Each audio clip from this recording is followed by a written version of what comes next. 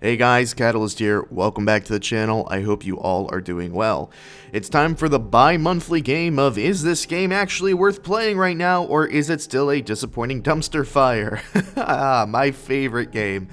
Usually for videos like these, I like to write out an entire script with my thoughts and opinions, but I really want to get this video out as fast as possible so I can jump back in and finish unlocking some of the weapons and vehicles, because with the addition of the Battlefield 3 weapons, which we will talk about later, there is more to unlock, and Season 2 as a whole is a more complete season of content. It still lacks a lot of the meat and potatoes that would be, say, in a Call of Duty season or an Apex season, mind you, but it's definitely more content than Season 1. So what I'm going to do today is I have a bullet point list of some of my observations and impressions from the first day or so of playing the new season, and we'll just go through and briefly talk about some things. And if you guys are wondering why I may sound a little bit different, I just woke up. I have coffee in front of me, so that means for today's video, you guys get sexy deep voice catalyst. Lucky you. But yeah, let's get into it. Drop a like on the video if you enjoy it. What do you guys think of the new season if you've had the chance to play it yet? Let me know in the comment section below. Okay, so first today, let's talk about the new specialist, Charlie Crawford. Of course, I'll have a specialist guide coming out in the next few days, so don't you worry about that. But as for a quick overview, before we go more in depth later, I like him. I actually didn't mind this specialist at all. I was pretty worried with how he was going to be balanced based on the trailers, but I'll actually tip my cap to dice on this one. They put in a couple of good countermeasures to really balance him out.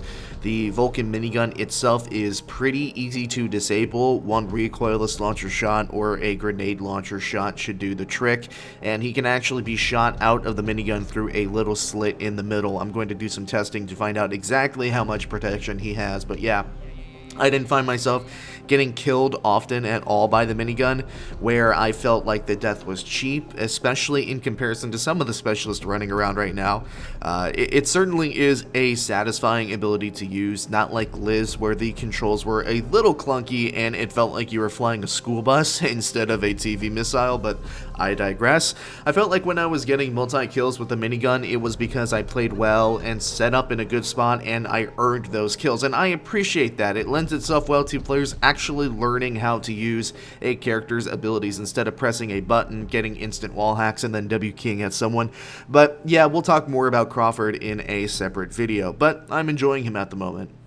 The new map, Stranded, aka Container World, not to be confused with Manifest, which is Container Land.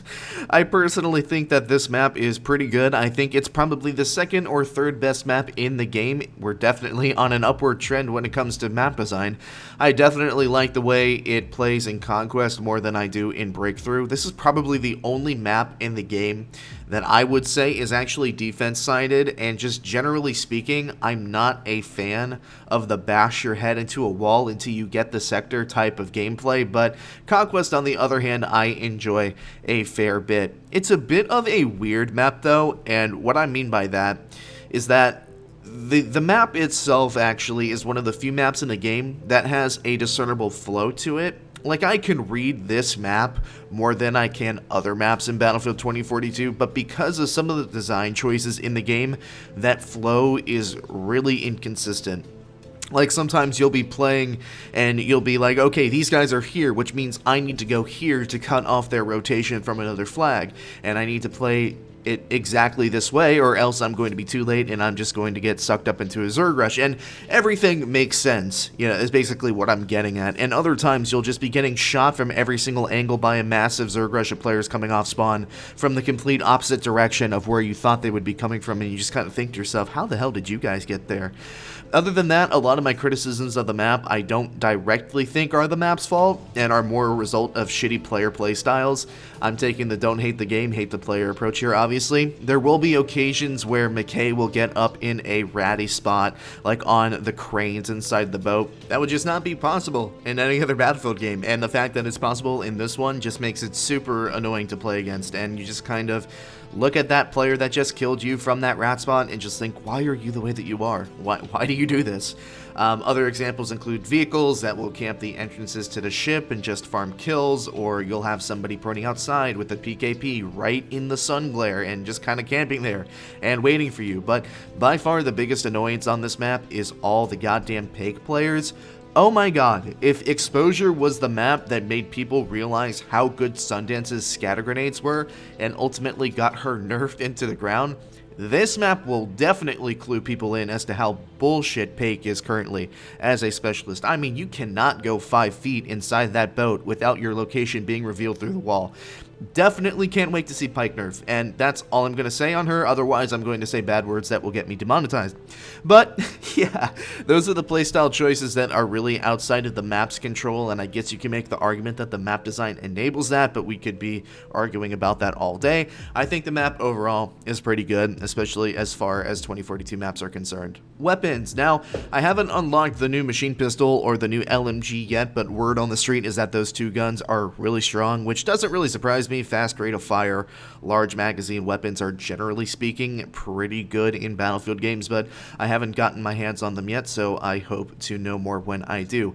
The one gun that I have been able to get my hands on, though, the AM40, is dog shit. This gun is really bad. Apparently it's bugged. Somebody was telling me the other night that some of the magazines are bugged and their ammo types are messed up. I don't really know, but as it is now, the AM40 kind of reminds me of the FG42 in Battlefield 5 when the game was undergoing its second time to kill change, and that's when the gun became a 13 bullet to kill with a 20 round mag at some ranges.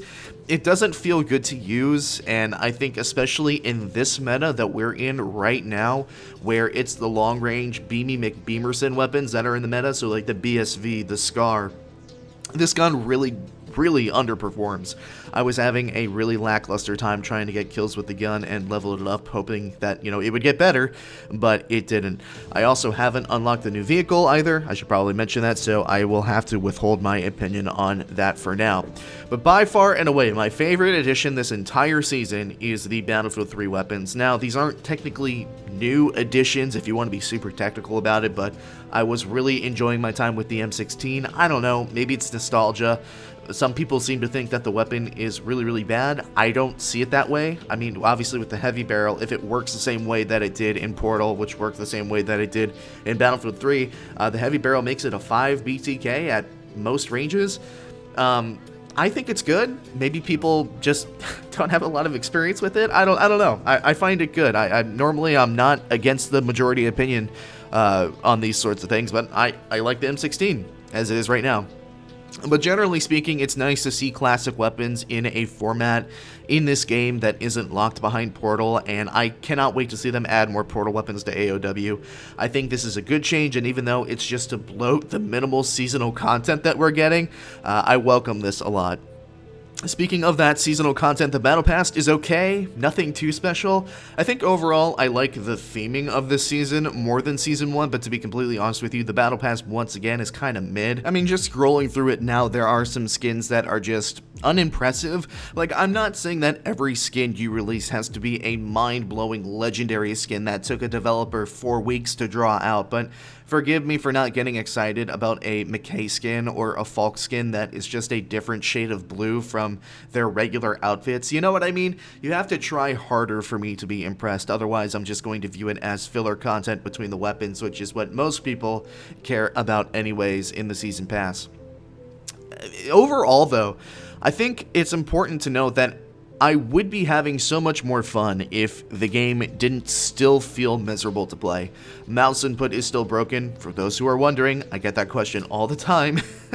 The gun feels intermittently laggy, hit registration and hitboxes feel off. I feel like headshots are really inconsistent.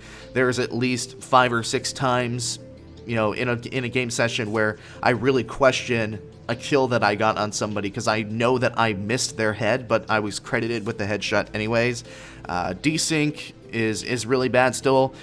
Memory leak on PC is really bad. The whole 9 yards that people have been complaining about since launch. It's still there. It still feels better or worse on any given day.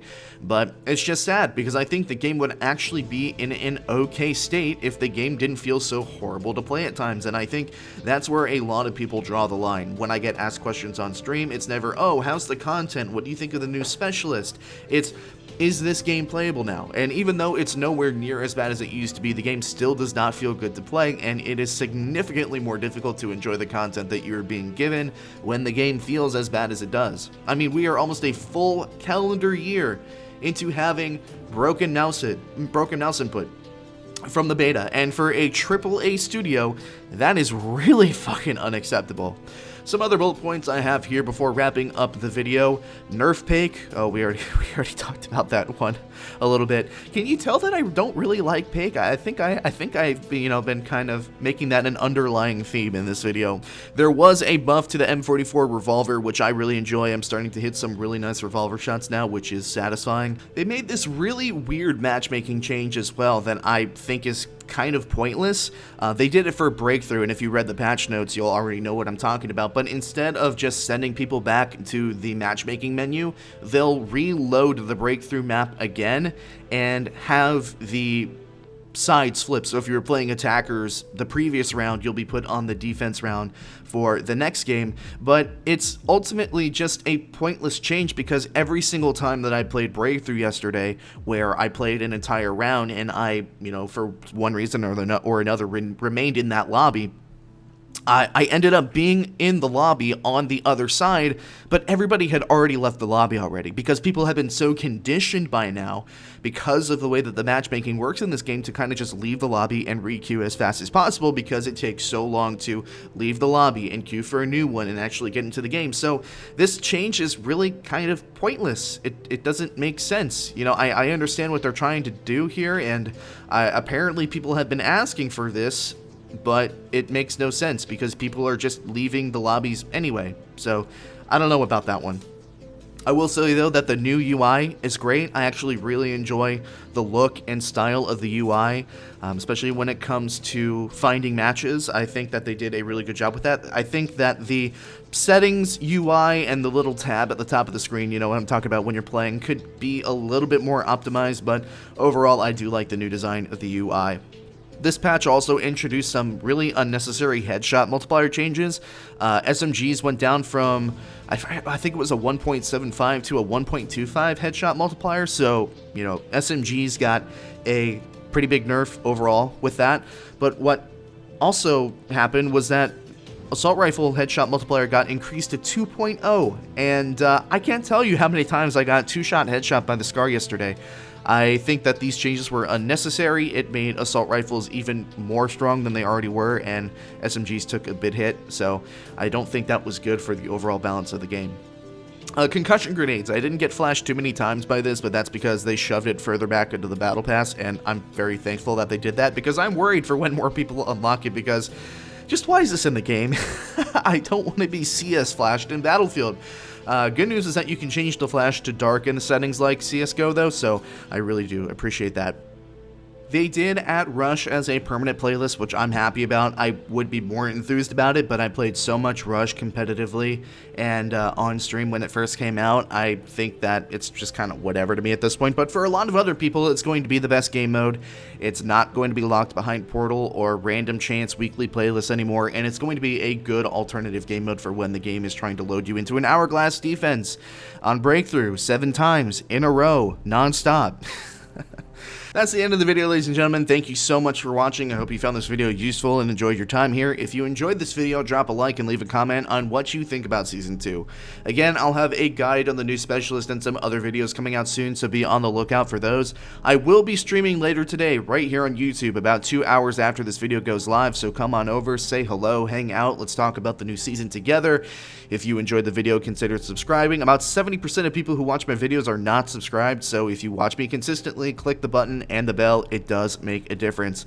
Once again, thank you all for watching. My name is Catalyst, and I will see you all another time.